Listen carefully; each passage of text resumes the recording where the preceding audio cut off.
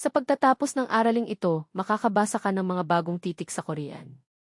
Walang memorization. Tara na! Tandaan ang lihim ng hangul, ang bawat titik ay hugis ng iyong bibig kapag binibigkas mo ito. Ngayon ang mga patinig. Makinig at panoorin ang mga linya. 야, 여, 요, 요. Ihalo ang isang katinig at isang patinig at makakakuha ka ng isang silaba. Parang mga bloke ng gusali. Iyong turno. Basahin ito ng malakas. Huminto kung kinakailangan. Kahanga-hanga. Natutunan mo na ang 0 katinig at 4 na patinig. Maaari ka nang makabasa ng mas maraming Korean kaysa kahapon.